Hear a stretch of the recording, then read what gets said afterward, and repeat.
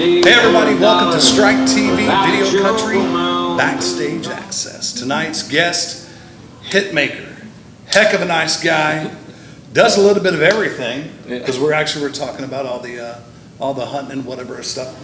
Makes a noise for Darryl Worley. No, I'm kidding. Go check out DarrylWorley.com, DARRYL. That's right. .com. Check out the tour dates. Yeah, that'll get him there. So, man, thanks for doing this. Absolutely. We appreciate it. Thank y'all for having me on, man. Man, been a fan since, actually I've been a fan since before I thought I was a fan. And here's why I say You didn't know who it was. Man, I knew who it was, because thank you, Suzanne Durham. If you ever see this, appreciate you. She's a good girl. Oh, man. Helped me have a bunch of hit songs. Boy, she was amazing. And a dear friend. And she is. She's the one. But, so let's maybe go back to how you got started, because I know you spent a few years here and there, but because I know you have a family. Is anyone musically inclined other than like mom sang choir or whatever? I mean, how did you?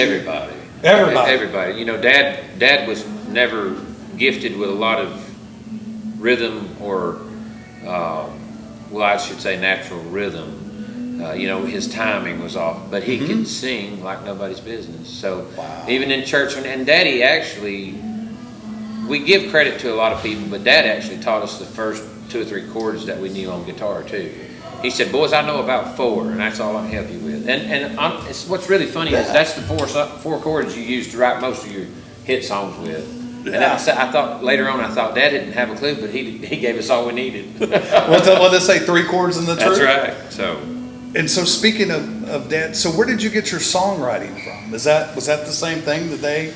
Everybody in my family has a knack for, rhythm and rhyme. Mm-hmm. And I mean, like you could tell anybody in my immediate family, write me a poem about crows. Mm-hmm. And in 15 minutes, they'd bring you something that was pretty. And I always just took that for granted. Yeah. And I got in high school. It's funny. I got in high school, and friends found out that I had that, I guess you'd call it a talent.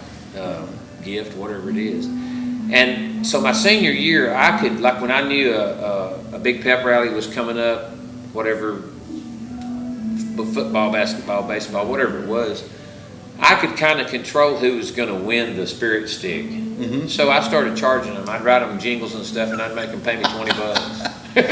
That's how it got started.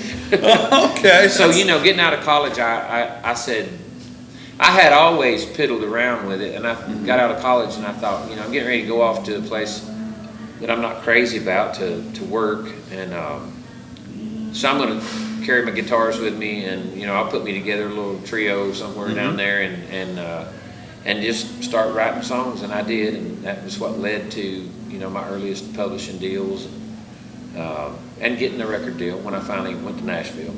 Yeah, because when I was saying I was a fan before I was a fan of Archer Park. Oh, cool.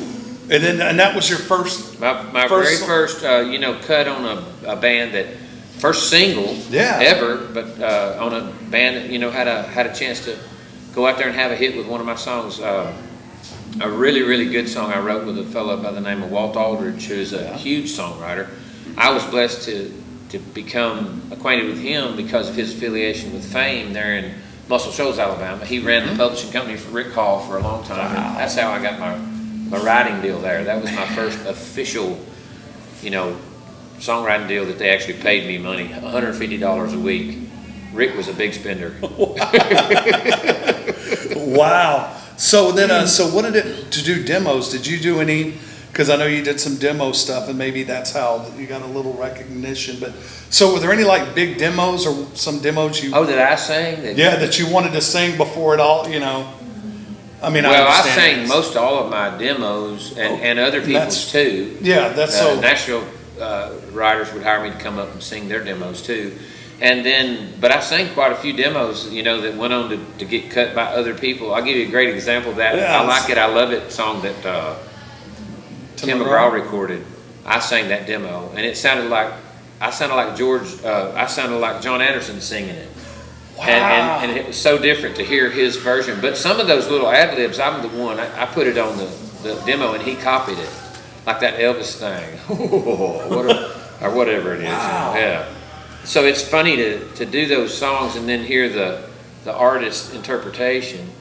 So I sang quite a few of people's demos that wound up going on to be big hits. I think I sang Mark Sanders' "Money in the Bank." Mark D. Sanders. Yeah. Nice. And John Anderson. Yep. Man, that is cool. So, and speaking of songwriting, of course, now we're coming up, like I say, 9/11, we're coming up. So, a big song, Have You Forgotten? And of course, he's the funny guy, is what I call him. Varble. Win Varble. Was he really that funny back then, or it seems like to me he was just a real funny guy? He's always been funny to me. Okay. He's a lunatic. I mean, I don't mean that in a, just his sense of humor is actually brilliant. Yes. He plays it pretty close to the vest, but he's dumb like a fox. He's one of the sharpest guys I've ever known. And he actually told me going into the negotiation process with DreamWorks, he said, "Darryl, just don't let them know that you've got a background in business and that you have done big contract negotiations and all that." So he said, "Just play your cards close to the vest and don't give away all your secrets and you'll do just fine." And so wow. It was good advice. He said, "Just be dumb like a fox." And it's worked for 22 years or whatever. Well, let's say it's true. So, and it's so and one thing I'm kind of curious when I was watching the video and stuff, which is like 10 million views or something. It's crazy. On what? Have You Forgotten? Yeah. Yeah, it's got to. I don't know what do you want to call it. There's some bourbon, there's some wine, there's some. We call it the spirits deal. Spirits deal. Yeah, because we can call it whiskey. You can go to DarrylWorleyWhiskey.com or you can go to LeatherwoodDistillery.com and get all the details about this. It's a 20th anniversary 9/11 kind of a commemorative thing we're doing. The distillery guys, it's all veteran owned, and these guys are all former SF soldiers that make this whiskey. Just incredible guys, and they communicated with me and said, "Hey, do you want to maybe be a part of this?" And we're raising money for veterans. A lot of focus on veteran suicide at this point because of what's happening with the whole 22. Yes.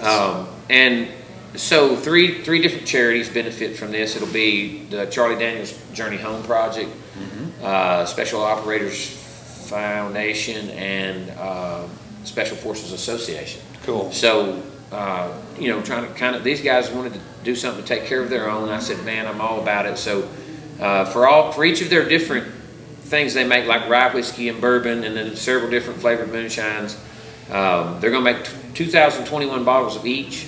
And when they're gone, they're gone. That's it. And so people are starting to kind of catch up and figure out that these things will probably be, there's very cool labels, as you can see, with my name and the whole 9/11, and they got Have You Forgotten on there too. So some of the bourbon and the rye, they're both have foil labels and my signatures, and it's really, really cool stuff. So I'm excited to just do something else to help our vets, right? Just try to raise some money and So real quick, so we covered about the last. So where are we at now with music? I know you have a greatest hits.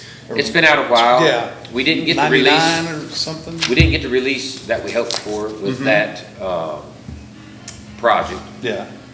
So for about a year now, we've been working on getting it back so that we can do a re-release and let it, at least people know it's out there, because I own that. I paid for the whole project, and a lot of my friends that have always kind of been there to help me and advise me and mentor me on things said you should own your greatest hits. So I did. Cool. And we licensed it to this company, and so we're talking with them now about doing a re-release, because I just don't feel like we got what we were told we were going to get out of that deal, and we will eventually get it.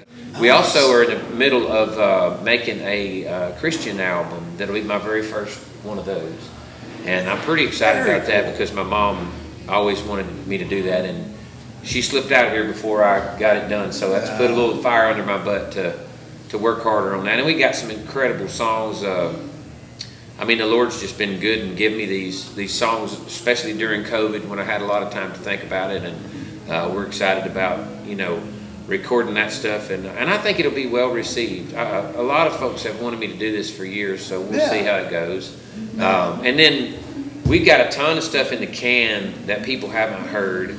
Not necessarily on a particular album, but just lots of songs that need to be put out there. The 22 project, I don't even think I mentioned that. We got a brand new project with a bunch of patriotic songs and pro-military songs. 8 songs. 8 songs. That, of course, the title cut is 22, which is a very intense and heavy song, hard to listen to, but it's got a triumphant ending, and it gets the message out. We want people to know that 22 of our incredible service people are taking their own lives every day. Yeah. And it's horrific, and our government's not doing anything to help these people. So Charlie Daniels, one of the last things he said to me that really struck me was, son, I promise you that we're the ones that care, and we're going to be the ones that have to do something about this, and not wait around and count on somebody else to do it. And that's kind of how his Journey Home project really came into being. Was he saw the needs that were out there, and we're just going to continue to work hard to try to help these people.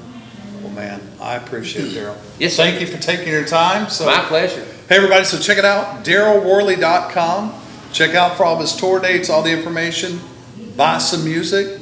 So anyway, thank you, Darryl. Thank you, Tommy. I'm Brian, Strike TV, Video Country Backstage Access. See you next time.